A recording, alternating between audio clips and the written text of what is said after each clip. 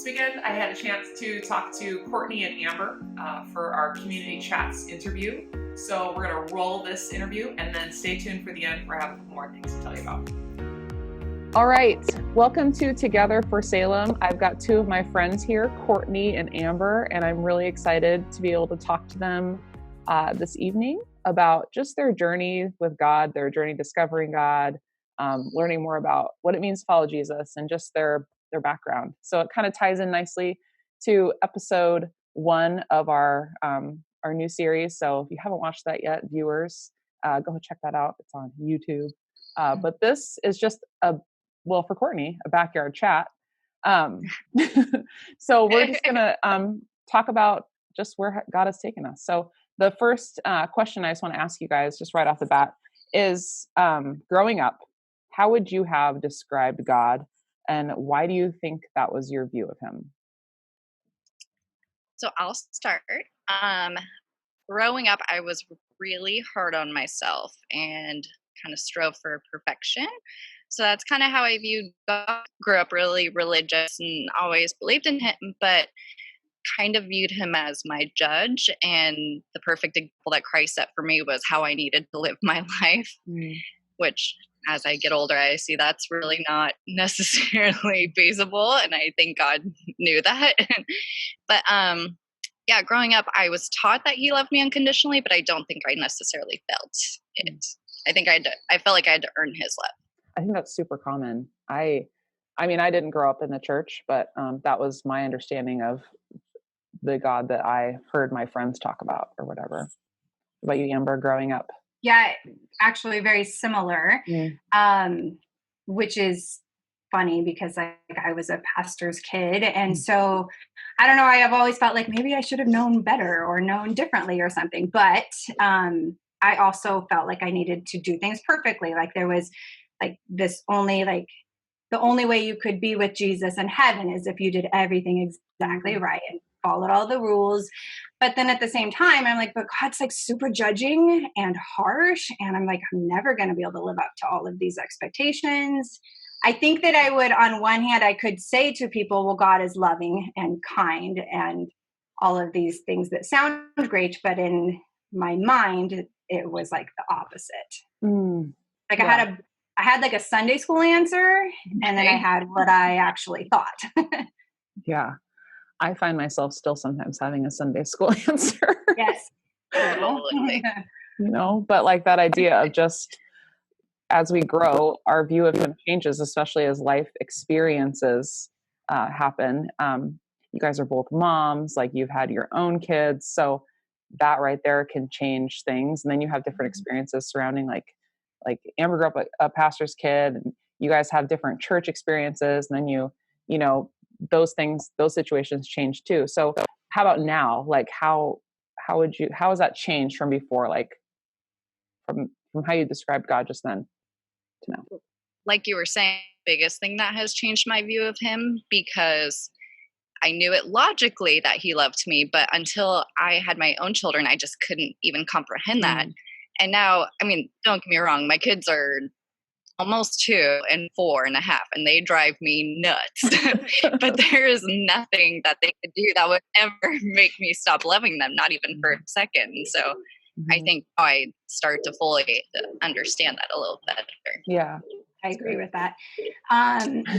For me, I guess I went through some like personal things in my life that I started questioning things, and which was not really a place I'd ever been in before. And I got to this place where I literally had to break down my faith, my religion, to a foundation, and to like the very basic, like, do I even believe if there's a God? And then from there, I kind of decided at that point, like for myself and actually for my children also, who I'm trying to teach differently than I learned.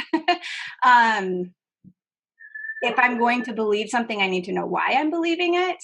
And so, okay, yeah, I believe there's a God, but why do I believe there's a God? And then just kind of building, like every lesson I learn from that point, I want to understand it. I want to know why why do I believe that? Yeah, like I said, just kind of tearing it all down and relearning it and asking questions, Mhm. all things that I never really did before.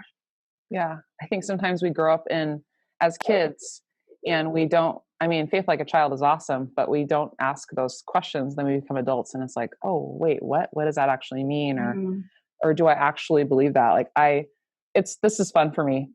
I'm going to be a little selfish here because I mean, Courtney was my student in middle school when she was in middle school, and Amber and I have just become friends in the last like year and a half and had some of these really like formative, big questions of like, how can this be true if, those big faith questions. And when I was in college, I'll just share a little bit about myself.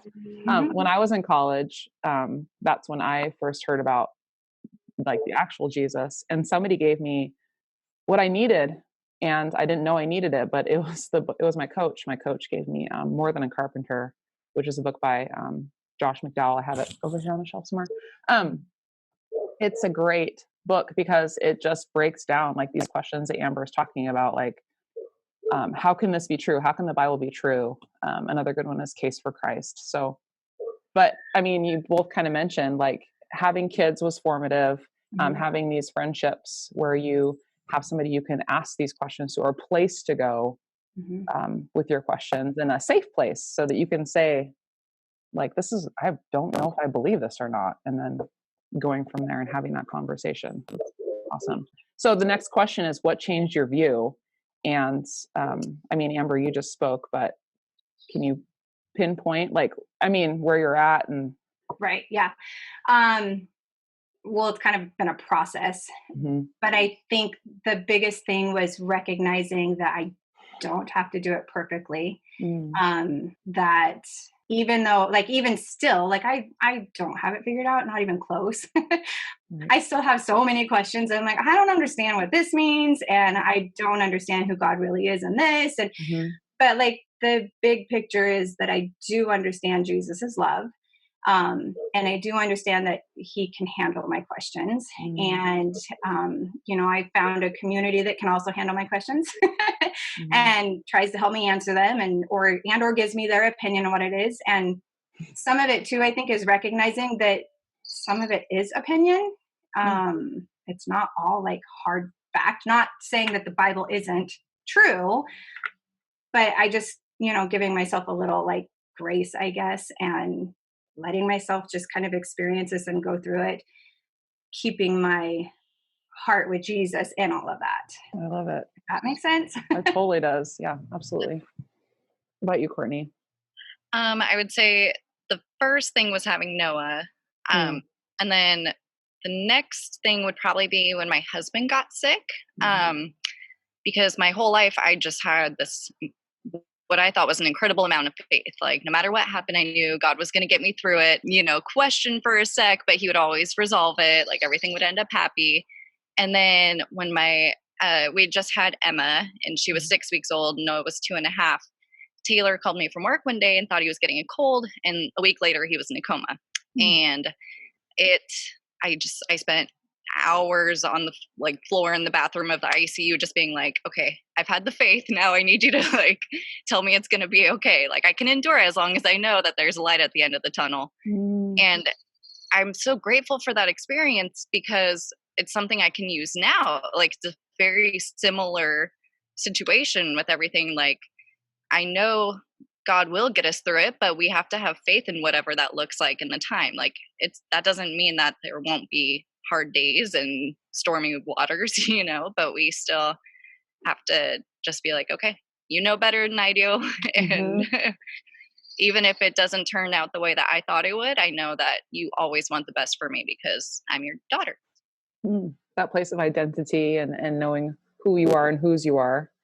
Yeah, that's beautiful. I mean, we've been praying for Taylor, and I know that I want to be careful the way I say this, but like when these hard things happen to the people that we love, those can be the experiences that, Right. It's like a make or break for your testimony for sure. Yeah.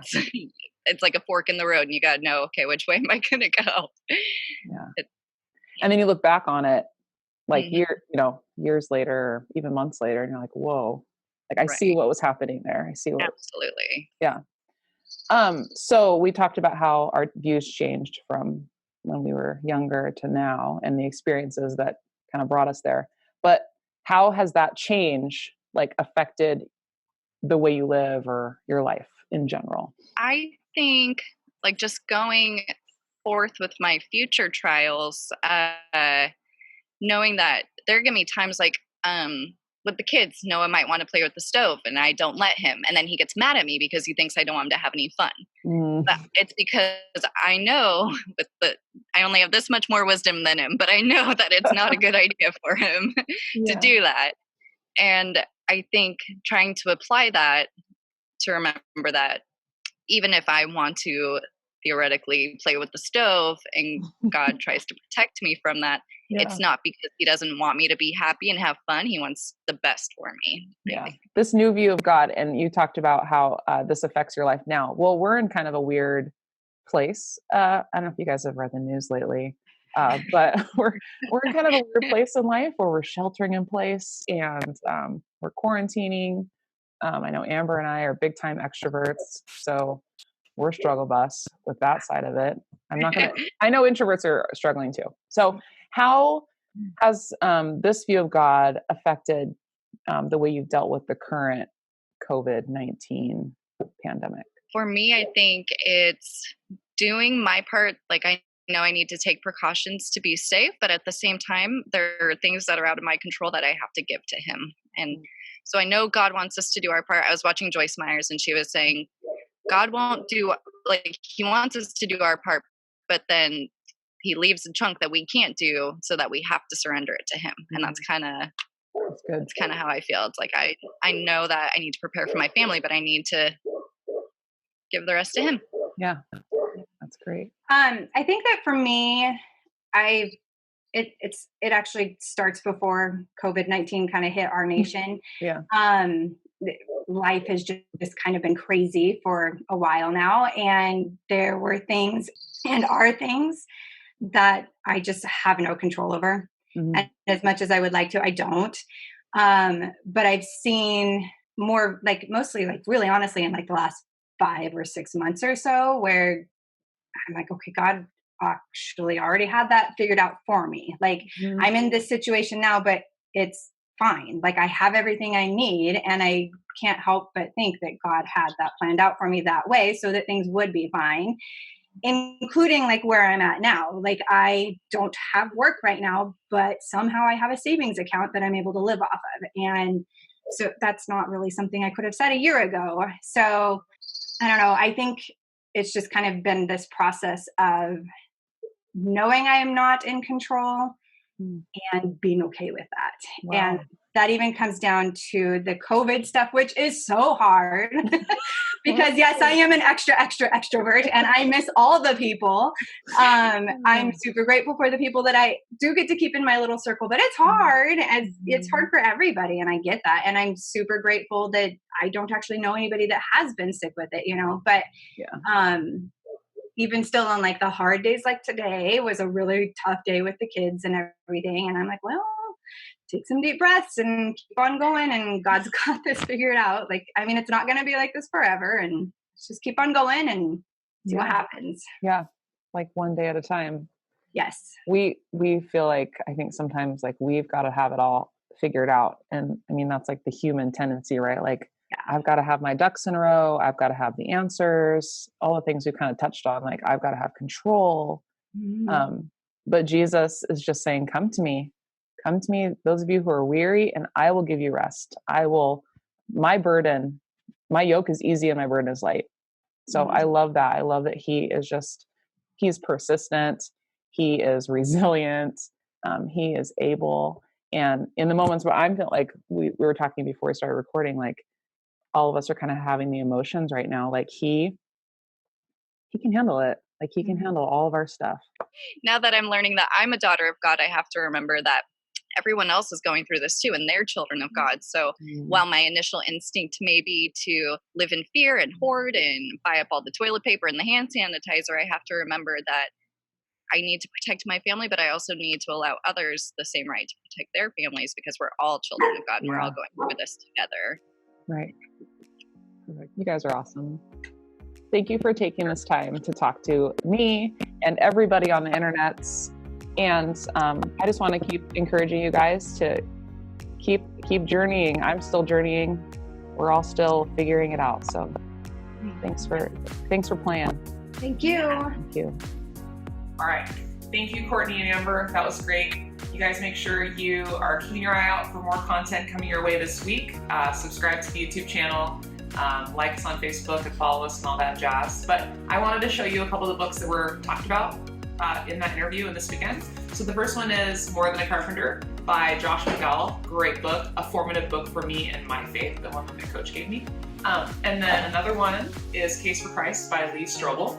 Another great book if you're investigating or wondering about Jesus or God or the Bible. And then this book is Irresistible. This is the most recent recommendation by John, and it's linked in the show notes for our most recent Together for Salem video, but I'll link it below too here for you. Great book for you to check out. We have some time, we've got some couches, we've got some good weather, so it might be a good time to pick up a good book and read it. We've got recommendations for you.